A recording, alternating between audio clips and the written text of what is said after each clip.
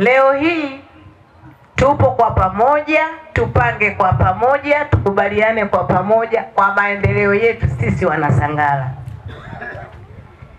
Tumefungua ukurasa mpya wa 2026 baada ya uchaguzi mkuu. Nadhani baada ya uchaguzi mkuu tuliitisha mkutano mmoja kule kwenye eneo la shule kwa ajili ya kuja kuwakabidhi wananchi wa mtaa huu wa Sangala kuwa wamepata eneo la ujenzi wa shule. Sisi katika kata hii peke yetu mtaa wa Sangala hapo shule ya msingi. Nadhani nimelia sana, karibuni miaka mingapi nililia shule ya msingi.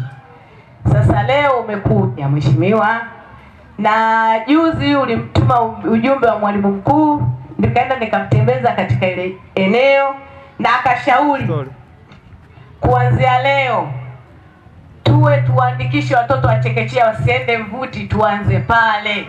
Mungu katuwezesha mpaka sasa hivi nchi imetulia.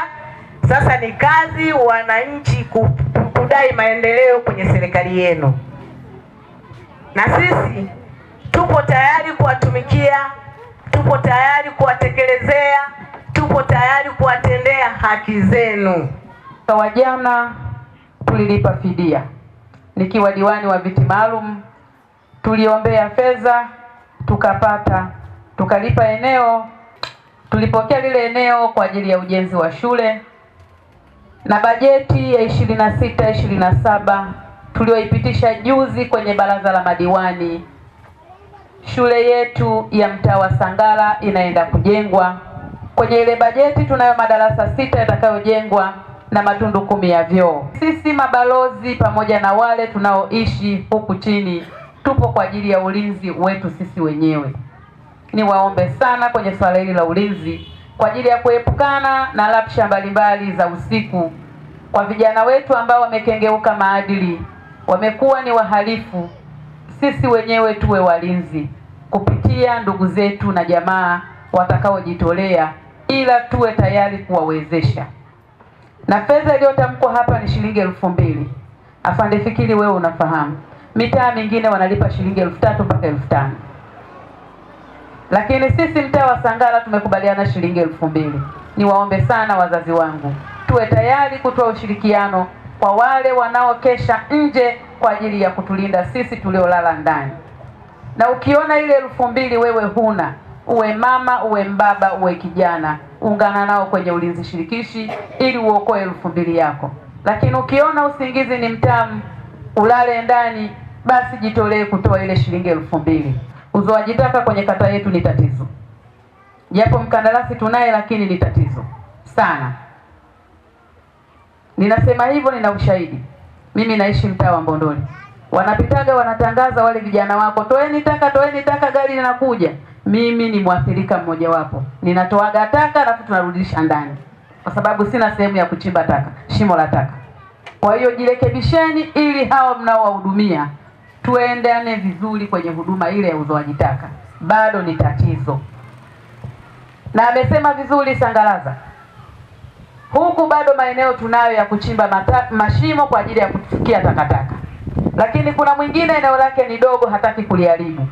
Tutakubaliana, anapopita utatoa hiyo unayohitaji kuzolewa taka, lakini mwenye eneo la kuchimba shimo kwa ajili ya kufikia zile taka halazimishwi. Bado maeneo tunayo, na mtaa huu una sehemu mbili, kuna upande wa huku na kule barabarani, na imani wanaohitaji uzoaji taka sana ni kule barabarani. Na kama ni kwa huku, basi ni wale waliojenga nyumba zao wameweka fence ndani, wameweka tiles au wameweka paving, hawana sehemu ya kuchimba shimo kwa ajili ya kufikia taka, watahitaji huduma hiyo. Hilo tukubaliane, isiwe lazima kwa yule mtu ambaye ana eneo la kuchimbia takataka zake. Yawezekana zikageuka mbolea, kesho akalima bustani, mboga zikastawi vizuri. Kituo chetu cha afya Mvuti kinaendelea kutoa huduma huku kikiwa kwenye ujenzi, hakijakamilika. Baada ya miezi kadhaa kitakamilika, ili huduma zote ziendelee kupatikana kwenye eneo lililo salama na majengo yakiwa mazuri ya kupendeza. Na imani hata nyie mkienda pale mnaona bado ujenzi unaendelea, sehemu nyingine umekamilika. Kwa hiyo naomba tujue hilo kwamba bado ujenzi unaendelea pamoja na kwamba huduma zinatolewa. Mwenyekiti amesema eneo la soko. Kama eneo lipo, tunaenda kuingia ubia na mtu mwenye eneo. Ni makubaliano baina ya wananchi ambao ndo sisi tuliokuwepo hapa na yule mwenye eneo. Mwenyekiti, mimi nikuombe, kwa sababu bado halijakaa vizuri, tutamuita huyo mtu mwenye eneo kwenye mkutano kama huu, atuambie eneo hilo likoje na anataka kuwekeza kwa staili gani kwenye soko, kwa sababu siku hizi wenye maeneo wanaanzisha masoko, lakini mwisho wa siku inakuwa ni kandamizi kwetu sisi tunaotumia lile soko. Kwa hiyo tusikubali kumtu tukaingia naye moja kwa moja kwenye ile huduma kabla hatujakubaliana naye.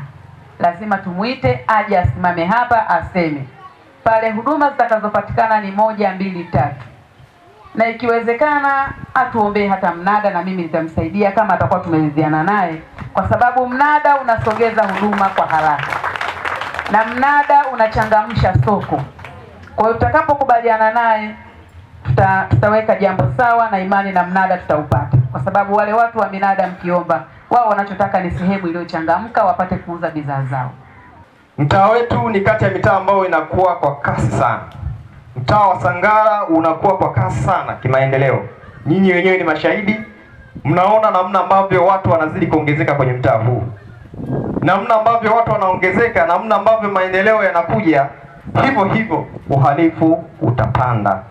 Tusipokuwa na mikakati ya namna ya kujilinda sisi wenyewe kwenye mitaa yetu, uhalifu utapanda. Kwa hiyo nawaomba wananchi wa mtaa wa Sangara tuhakikishe tunakuwa na vikundi vya ulinzi shirikishi. Hii mbinu ya kutumia zamu tumeprove failure ya maeneo mengi, na mimi sipendekezi kwa mtaa huu tuwe na hiyo program.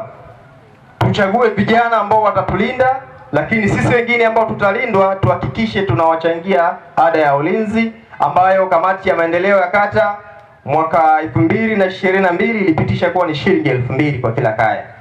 Lakini zile nyumba za yale majengo ya biashara kwa maana ya frame ambayo ina biashara, diwani wetu ambaye kwa sasa ndio mheshimiwa diwani wa kata ya Msongola, kabla ya kuwa na kata ya Msongola alikuwa ameshakuwa diwani wa kuteuliwa.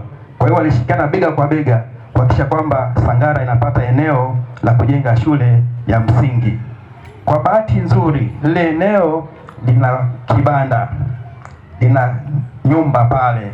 Sasa tukaona kwamba ile nyumba inafaa kuanzishia darasa la elimu ya awali. Hivyo tumefanya mchakato baada ya kujua kwamba mwalimu yupo, amesomea, ana sifa zote. Kwa nini akae tu na wakati Sangara ina wanafunzi wengi wanaotakiwa waanze darasa la elimu ya awali? Kwenda Mvuti pale ni mbali. Kwa hiyo tukaona kwamba kuanzia kesho, mheshimiwa mwenyekiti, mwalimu aingie kazini. Ninaomba akakae kwenye eneo lile lile, wasije kuandikishia huko. Tupatane muda, mtaona inafaa muda ipi, lakini ile asubuhi mpaka angalau saa 6 saa 5 hapo inafaa zaidi. Lakini pia shule ile itakuwa na mlezi. Mlezi ni mwalimu mkuu wa shule ya msingi Mvuti. Kwa hiyo misaada yote inayohitajika ya kiutaalamu na mahitaji madogo madogo atayapata kutoka shule mama Mvuti ambaye italea ile shule. Kwa hiyo sisi kile kitakuwa ni kituo shikizi kwa sasa, na hii hapa itasaidia kwamba tutakapoona panapochangamka tutaletewa fedha za kujenga madarasa sasa pale.